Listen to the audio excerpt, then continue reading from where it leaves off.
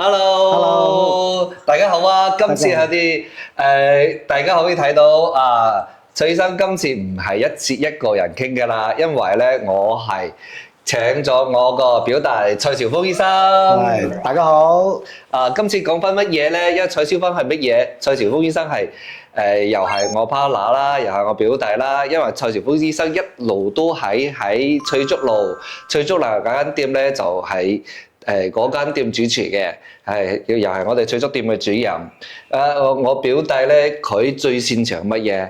箍牙啊！大家都睇到咁多視頻咧，都係一路都睇翻蔡醫生講翻根管治療啊、掹牙啊，同埋或者鑲牙啊，同埋種牙啊，特別係種牙講得最多啦，就係冇講到箍牙。今次咧就因為咧而家咧博耀口腔其實有個好強嘅業務咧，就係箍牙。就我哋總監蔡兆峰醫生，佢咧就一路冇出現喺我嘅視頻。今次嘅主題係乜嘢？箍牙矯正究竟會唔會痛？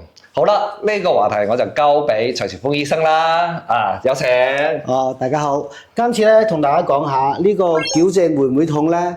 其實咧痛係頭一兩日係會痛嘅，然之後咧適應咗之後咧，佢慢慢就唔會痛噶啦。因為咧牙周膜牙齒矯正嗰時咧，牙齒係要移位嘅。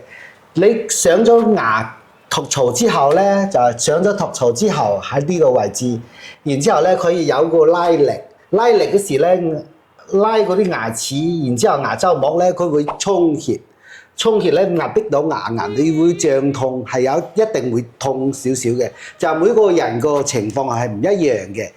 如果有啲咧就小朋友比較敏感嘅，佢痛咧可能會時間會長啲，會激烈啲。大人嘅話咧可能會稍微減輕得好多，係咁情況。其實咧咁即係話咧呢個痛咧痛覺咧，首先大家要知道一個道理。頭先蔡兆峰醫生講翻，可能佢講得比較快啲啦嚇。我都大概了解啲嘅。佢嚟自嘅乜嘢咧？痛覺嚟自我哋叫做牙周膜。牙周膜即係話佢個道理嚟自邊度咧？箍牙點解咧牙齒識移位？點解識移位咧？點解識移位就係話佢呢個牙齒向好比講呢個牙齒向後探，然之後咧呢邊個牙周膜有個破骨細胞咧就破壞咗佢，係逼過去之後力量就向呢邊探嗰時咧，呢個壓迫到呢邊個牙。你等，我想問一問啦嚇。其實話咧，佢呢個移位嘅關鍵咧，即係意思係一邊就壓住嗰個骨頭咧，佢破骨細胞咧就關鍵詞叫做壓迫咗，係咪？係壓迫咗呢邊嘅骨頭。係呢邊嘅骨細胞咧，破骨細胞就破壞嘅破骨細胞咧就產生，然之後咧就呢邊嘅骨頭咧已經就破壞咗，就吸收咗，吸收咗咁意思。係。然之後呢邊嘅骨頭咧，佢就重新建立就係生長個骨細胞咧，就喺呢邊生翻過嚟，然之後呢邊生呢邊破壞，就慢慢移位就可以移到想要去個位置。呢個就係箍牙嘅最基本嘅原理，即係一邊咧就係壓迫，係咪？壓迫係一個係牽拉，一邊咧就重新建立。呢邊嘅壓迫就係破骨細胞，破骨細胞現成。佢呢個就係最基本嘅道理啦。咁呢個又講翻呢個究竟會唔會痛？咁痛咧，其實係咪亦都可以有輕啲或者係好重啲㗎？有輕啲就係話你上公司時咧，我哋咧會啱開始俾你嘅適應時間，就係去用個絲咧就好細好微嗰種好幼嘅絲。最細有幾大咧？最細咧係0.012個絲。哇！咁細添啊！係正常我哋要受力關榮嗰時咧係0.016到0.018嗰個絲。即係我哋可以做最幼開始。當你適應咗之後咧，我哋會慢慢加力係。即係話你初咧，你可以同醫生講：醫生好怕痛啊！我係好驚到痛㗎。咁我哋醫生可能去俾最溫柔嘅力你。係。係咪咁講？不過咧就呢個溫柔嘅力咧就時間就一定要延長。係長啲，你冇急。你冇急，係你冇慢慢嚟急嘅話咧嘅。箍牙都係冇得急嘅係，箍牙嘅時間都要成2-3年時間有啲。係，即係睇嗰個箍牙成個箍牙嘅療程咧，就要睇你嘅複雜程度啦，同埋年紀。年紀係係同年紀都有關嘅，所以咧，我今次第一集嘅話題咧就講痛唔痛啦。咁蔡醫生頭先講翻，首先講翻一個道理就係、呢個箍牙咧原理係乜嘢？咁最基本、最基礎嘅一定你要識得啊，唔係即係成個牙齒同你掹咗換咗另外地方，唔係咁噶，佢係慢慢移位嘅，係係喺邊我想要呢個牙齒喺個去到咩地方錯位咗，然之後咧我要想話拉到正常嘅位置，佢就一定要有力量，將佢慢慢搬過去，但係又唔係話好似似剝牙一樣係剝出嚟插翻。你想要嘅位置去，佢只可能慢慢移位。你個骨細胞咧要慢慢生長，破骨細胞慢慢去吸收，成骨細胞咧去慢慢生長，慢慢移位先 OK 嘅，係咁。所以佢成個道理就係咁樣，但係呢個過程中就係、你都知啦。而家講翻一個破骨細胞喎，重新即係以前舊嘅骨頭咧，重新吸收咗，一邊咧又重新生啲骨頭出嚟啦。咁呢個過程中就聽到好恐怖啊！但係人咧係有承受能力嘅。呢個承受能力每個人係唔同嘅。有啲小朋友咧，小朋友嘅破骨同埋建立咧，佢好快。但係有啲，因為我知道據我了解啊，係咪箍牙冇限制㗎？幾大年紀都可以。都可以嘅。如果係最好年紀咧，就小朋友啦。小朋友就12歲到18歲之間，係嗰骨細胞唔係好成熟嗰時咧，佢要嚟移位啊變化嘅就更加好。如果係18歲以上咧，就係你唔理啦，60歲70歲都一樣可以箍牙，只要你想都可以箍。呢個就下一個話題啦。我就同你講翻箍牙嘅事係點，係究竟可以幾多歲可以箍到？所以今次總結到阿蔡醫生講翻，究竟會唔會痛？會痛嘅。但係痛嘅時間長短就睇每個人情形唔同，佢一般咧都係第一個星期，即係上咗個箍牙器嗰時候，係咪咁？係第一次箍牙一個星期。頭1-2日就最緊要啦嚇，然之後咧就慢慢會1個星期之後慢慢淡咗就冇咁反應大，然之後咧就每一次覆診之後咧加力咗之後。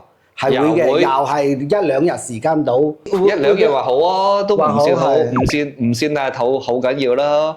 咁即係話咧，你假使你想即係話你同醫生講，即係我唔使咁急住咧，咁啊醫生就溫柔啦，最輕嗰隻0.12嘅即係鋼絲同你 call 翻上去，呢個咧你就反應就好輕微㗎啦，係咪啊？係啊。咁啊就俾個骨頭咧重新去適應下，咁食咗嘢，跟住幾日之後咧，你都係基本上係冇咩感覺㗎啦。當然啦，痛咧有好多種痛啊，呢個我哋叫做箍牙嘅痛。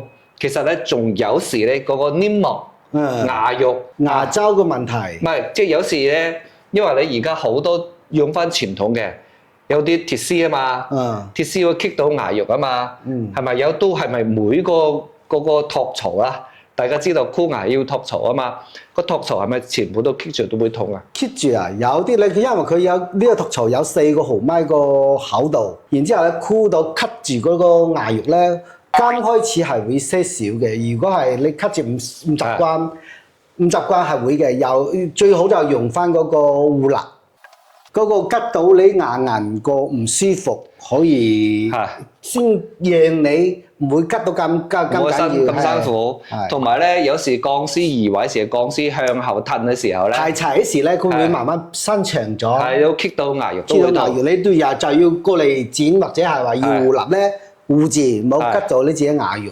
係即係話咧，佢即係箍牙過程中，的確係要長期經常同醫生溝通。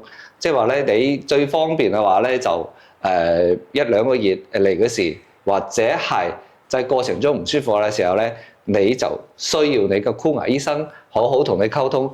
箍牙醫生有各種方法可以緩解到你嘅疼痛嘅。係，所以咧呢個話題咧，其實你講起身咧，就係目前即係每個人過嚟箍牙時問得最多嘅話題。係最多嘅問題會唔會痛？係痛就每啱開始同個乜嘢就同嗰個每一次加力一定係會嘅，一定係會嘅，只係輕重就係睇個人嘅問題。同埋咧就係你箍牙過程中遇到啊，傳統嗰啲托槽咧就用埋個鐵絲綁翻上去嘅，咁每個托槽上邊都一個細嘅鐵絲，嗰啲就棘到啲牙嘅機率會更加大。到後尾咧又有個叫做自鎖托槽，而家更加先進有個球形托槽，係咪？球形就係佢摩擦咧就唔會基本上係冇感覺㗎啦，冇感覺㗎啦。即係話各種有各種好嘅材料去令到你冇咁辛苦。當然啦，仲有隱形嘅更加唔使講，隱形基本上唔存在呢個問題啦。但係咧，不管邊種材質，嗰啲材質引到黏膜痛嘅可以通過各種方法可以緩解到。